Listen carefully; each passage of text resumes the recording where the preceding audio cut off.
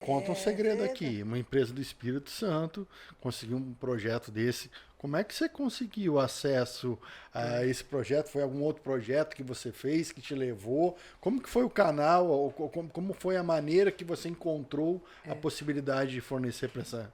Não, assim, Rafael, eu acho que são desafios que te levam a outros Perfeito. desafios, né? Então, assim, claro que é um nicho de mercado, como outros, né? Existem vários players, mas existem empresas que são segmentadas nessas atividades. Então, o Ideias é uma consultoria que trabalha com projeto socioambiental já há muito tempo, então a gente já vem de uma bagagem de deslocamento de famílias. Então, aqui no Espírito Santo, a gente já veio trabalhando com isso, nós já fizemos programas de reassentamento para Vale, né? Aqui no Espírito Santo, aqui na região de Ubu, né? No município de Anchieta. Fizemos trabalho de desapropriação para o governo do estado do Espírito Santo. Então, foram bagagens que vão te levando por esse caminho. E nesse caso, a gente veio através dos financiadores. Por já trabalhar com projetos, né, com investimento internacional, e a gente já, O né, Elo foi o conhecer, financiador. e já Que conhecer um pouco bacana. dessas práticas, a gente teve a oportunidade. E a partir daí, outros caminhos foram Ah, trilhados. E claro, outros vão abrir, é né? É, com perfeito, né? Vale, certeza. né? Vale tem financiador internacional, né? Também. Então E você é acaba... signatária, né, de vários pactos e que precisam, né, ser levados em consideração à medida que você implementa projetos como esse. Bacana. Luana, você percebe que a cabeça, né, a gestão das empresas está mudando? Com certeza, Lu, assim, por N motivos, né? Não só as multi, por Não, exigências com internacionais, certeza. mas as nacionais. Tem dois caminhos, né? Eu acho que a gente, enquanto sociedade, a gente evolui e espera-se isso da gente, né? A gente cada dia vai evoluindo nesse aspecto. E existe um outro lado, e aí falando das grandes cadeias, como a cadeia de petróleo, existe aquilo que eu falo que é o rabo do cometa. A partir do momento que você tem grandes players no mercado e que imputam aos seus, Aham. né, à sua cadeia, né, uma série de exigências, isso movimenta o mercado. Eu gosto muito de dar esse exemplo, que eu acho que para a gente faz muito sentido, é exatamente saúde e segurança. Você olhar a saúde e segurança nos anos 90, falava-se assim, gente, como assim, né? Para que tantos requisitos? Como eu vou lidar com isso? Como eu vou me adaptar a esse novo contexto? E hoje nada mais é do que o usual. É o que eu falo sobre o ISD. O ISD deixou de ser um diferencial. Quem ainda não entendeu É. que ISD deixou de ser diferencial já está para trás. Você não tem que hoje dizer, ah, não, eu tenho boas práticas ambientais ou boas práticas sociais, Ou de isso é um governança. diferencial. Não, não Não é. é obrigação já. É um novo normal, entendeu? E isso vai trazer cada vez mais normalidade para as nossas ações. Deixa eu pegar Claro. nós fornecemos muito Petrobras e área industrial, né? Então nossa equipe sempre trabalhou. E sempre nas palestras sempre se falava muito, né? Porque você entra ali e começa a exigência, né? Acontece alguma coisa, vem mais uma exigência, cria um novo procedimento e você vai criando procedimentos e Mas que melhora a ações sua empresa. que vai melhorando, vai melhorando. Quando você vê, você está dentro daquele ambiente que quando você olha para fora, tudo que é diferente daquilo você acha estranho. Então o pessoal fala, conforme você vai fazendo, você cria uma cultura de Perfeito. segurança dentro dessas áreas. Quando a gente sai, por exemplo, porque eu sou muito da civil, né? E que você sai, por exemplo, de uma civil de área industrial e vai para uma civil fora e que você vê essas pessoas, por exemplo, trabalhando em telhado, sem Sem um nenhum tipo EPI sem um adequado. EPI. E às vezes você vê um acidente de um cara, poxa, mas o cara caiu. Pô, aí você olha, pô, mas não tinha um cinto. Não tinha nada, sabe, te impacta assim, então, esse normal, né, É um processo, o que eu falo assim, é um processo evolutivo e que não dá ré, não volta, né? Então, assim, a gente tem que entender que é um nível de maturidade. E aí, como você citou esse exemplo, né? Quando a gente fala de ESG, existem níveis de maturidade, né? E que não está necessariamente associado, por exemplo, ao seu nível de impacto, tá?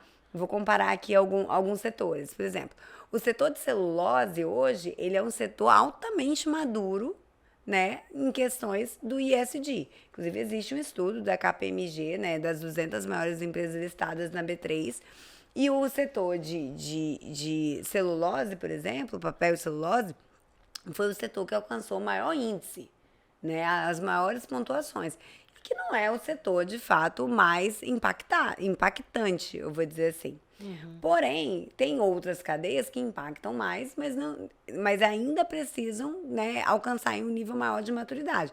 Por N motivos, não é só uma questão de intenção, é porque é complexo muitas vezes. É difícil, Como está o exige nosso investimento petróleo e alto. gás? Como está o nosso petróleo e gás? O petróleo e gás, ele está caminhando num caminho, como você falou, por exemplo, saúde e segurança é um item do ISD. Apesar de cada vez isso ser mais, né, comum e deixou de ser, obviamente, um diferencial, é uma cadeia que está evoluindo muito, principalmente quando a gente fala de meio ambiente. Né? E assim, aí eu tenho Porque não deixa de ser uma indústria extrativista. Né? Exatamente. Porém, ela vai ser a grande propulsora da nossa transição energética para uma economia de baixo carbono. Né? Então, hoje você olhar os grandes os planos estratégicos das grandes empresas petroleiras, todos falam da transição energética e investem pesadamente nisso. Entende? Você analisou da Petrobras desse ano? Você viu a diferença que deu? A Petrobras tem uma diretoria executiva. Se criou, né, uma diretoria de transição energética. E sustentabilidade, está na mesma sustentabilidade. pauta. Né? Nós acompanhamos os planos de investimento. Né? Então, se fala, por exemplo, assim, a Petrobras sempre investiu na faixa de 70, 80 bi, né, ano, né? E vamos dizer assim, 80% disso era exploração e produção. Né? Em termos assim de valor. É que eu vou tossir. Em termos de valor. Aí vai cortar. Então, a Petrobras, nós sempre acompanhamos essa parte do investimento da Petrobras. Então, a Petrobras sempre investiu na faixa de 70, 80 bi, e 80% disso sempre era exploração e produção. Né? Ou seja, que é a máquina propulsora da Petrobras. Né? E esse ano ela veio com 102, 103 bi. Você percebe, por exemplo, que a parte de investimento na parte de produção e exploração permaneceu nos mesmos 70, 75. Porém, ela deu um salto muito grande na parte dos renováveis, de investimento na transição. Então, ela manteve aquilo que impulsiona ela para frente, no entanto, ela dá uma guinada muito forte nessa parte da transição. Né? Então, ou seja, já olhando essa parte da importância, né, do ESG, né? Não, e assim, isso é um movimento mundial. Perfeito. Né? Não é só a Petrobras que está fazendo esse movimento. Isso é um movimento das majors, isso é chamar importante assim. de falar. Isso é muito importante de falar e, de fato, vão ser as grandes financiadoras. Então, nós precisamos entender que os combustíveis fósseis são extremamente relevantes, continuam sendo, mas essas empresas precisam se reposicionar. E elas estão se reposicionando. Daí, a capacidade de investimento nesse tema tem sido ampliada. Perfeito. Né? Então, assim, é um risco para as empresas, os impactos, né, causados no meio ambiente. A gente, enfim, não vou aqui me delongar em relação à questão, né, das emissões de carbono ou de gases do efeito estufa, que acho que isso já é um papo, né, batido. Mas a gente entende o impacto que essas empresas geram e como elas devem hoje se movimentar nesse mercado. Então, entrando nessa pauta, né, a Petrobras é uma grande investidora e aí isso também vai refletir em toda a sua cadeia, né? Então, ela vai impulsionar também não só a inovação, o desenvolvimento, mas também, muitas vezes, a adequação da sua cadeia em relação a esse tema também.